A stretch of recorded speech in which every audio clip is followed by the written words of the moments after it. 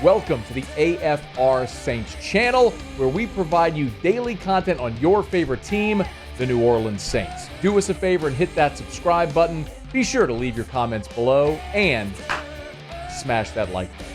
Who dat? Day 3, Saints training camp. It is in the books. Big day for the quarterbacks as well. Really their best day so far, reading the tea leaves. Rod Walker, of course, New Orleans advocate, Times-Picayune, as well on Twitter, at Rod Walker Nola, joins us now. Rod, we appreciate the time, man. How are you? I'm doing good. Awesome. Thank you for the time. Let's start just straight up with the quarterbacks. Haener gets his first go of it with the ones. Spencer Rattler, another perfect day throwing the football. What'd you see from all three? Well, I guess first it's starting with Jake Haener.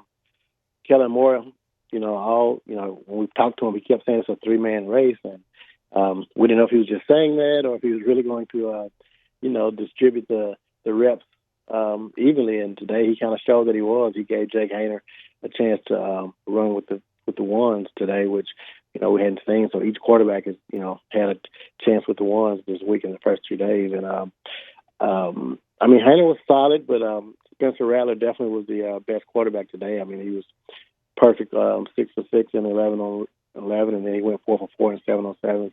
Had a really big pass completion to Mason Tipton during practice today, and I just thought he was really solid today. And I think if the Saints if they played a game tomorrow, I think Spencer Rattler would probably start.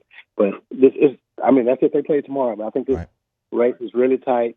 I just give him a slight edge right now. He was here last year, so it's probably a slight edge over Tyler Shucks and Jake Haener. But I do think this thing is going to play out. I mean, these guys haven't even put on pads yet, so I try not to make too much of these numbers that you're seeing right now because there's no pass rush. So we don't know how good the offensive line is.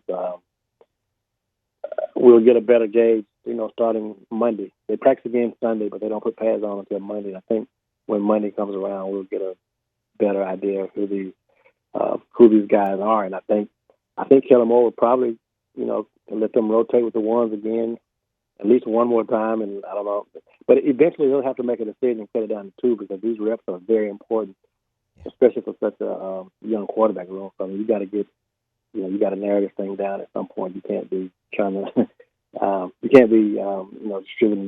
distributing the reps evenly throughout the whole training camp. I would think at some point you got to kind of pinpoint who your 1 or 2 guys are and kind of roll with them.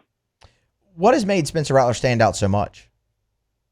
I think he's just been probably a little bit more accurate. I mean, I think he's 15 of 17 through the first 3 days. Just kind of made some good decisions. He did make the one bad decision on yesterday, or was that 2 days ago? My days are kind of running together. No, that was yesterday. 2 days ago, he threw an interception on a ball that he was trying to throw it away, he said, and just didn't get it far enough in the out of the back of the end zone. And Quincy Riley, the rookie that they drafted, ended up picking it off, and I think that's the only interception we've seen so far. So outside of that, he's been just looked pretty sharp. You can just tell he's made some improvements from last year, his decision making and everything. So I just think he's just been a little bit sharper than what we saw at times last year when he did get a chance to play. Let's talk tight end, Rod. So, obviously, look, you had Juwan Johnson out there, obviously running first team, but you've had, kind of a hodgepodge behind him. Michael Jacobson, Trayton Welsh. You've even had some Jack Stoll in there. Obviously, Noah Fant visits today. I want to get to that, but just with the tight ends they have out there available right now, what have you seen from that group? Well, Michael Jacobson made a couple of good plays today, but you look at that group. I was just actually before you called, I was just kind of going through that list of tight ends, and I don't think I overlooked anything. But other than Jack Stoll, he had 2 catches last year. They don't have anybody else on this roster who has a catch other than, obviously Juwan is back, but outside of Juwan, they're just really thin with Taysom and Foster Moreau both being injured. So, that to me that's the weakest part of this offense, and I'd probably even go to far as say the weakest unit on the team. They just don't have a lot of depth there right now. Obviously, when Foster gets back and Taysom gets back, that makes things better. But starting the season, I wouldn't expect either one of those guys to be to be ready when the season starts. So you're basically just going out with Juwan and a bunch of guys who don't have a whole lot of experience. So they need to look for some help there. And you mentioned Noah Fant coming in today, and I think he'd be a really good addition to this team because they're just so thin at tight end right now. Anything you can tell us about the Noah Fant visit and how it's been going potentially? No, I haven't heard anything other than, Kellen Moore did, confirm today that he would be there. And I think I actually saw him, but I'm not sure if that was him because it was from a distance. But, I did ask Juwan about that because Juwan was one of the players who talked today. And, he kind of raved about Noah Fant. And he just knows that that's a guy that could definitely help this team. And I think, he welcomes them and hopes that he can, if he decides to sign, Juwan thinks he can be a really good addition to his team. Noah's a guy that, he's drafted in the first round. His career hadn't really taken off like people thought it would, but you look at his stats and you look at Juwan's stats, they're very, very similar, which is just odd how close their stats are from last season. Those guys, 40, 50 catches and 500 yards, whatever it is. But he's a guy that, he'll be able to help. You saw last year when guys got hurt that the Saints were kind of thin. So just to be able to have another tight end on the roster who with some experience like that would do wonders for this offense. And I think Kellen Moore, he's a coach that definitely wants to involve his tight ends a lot. And they'll need it because when you look at those receivers, you got a bunch of, we kind of talk about how undersized they are with Chris Olave and Shaheed and Brandon Cook. So I think if you add a good tight end with some size that can, get those third and short situations for you and catch a pass, and that's what you need them. So I think if Noah Fant decides to come here, it'll be good for this team. But, he also visited the Bengals. So I think for him, it's going to be a matter of, hey, do you want to go play for this team where you can get a lot of catches, a team that's probably not a Super Bowl contender in New Orleans, or do you want to go play with Joe Burrow and maybe not get as many catches but have probably a better chance of making the playoff run? So I don't know where he is in his career as far as what he wants to do, but to me, that's what it kind of boils down to for him. A couple more for you, Rod. Your time very much appreciated. Rod Walker giving us a boots-on-the-ground report from Saints training camp, the Advocate, Times-Picayune. Of course, you can get him on Twitter at Rod Walker Nola. How much should I make of Mason Tipton's big day? I thought it was impressive.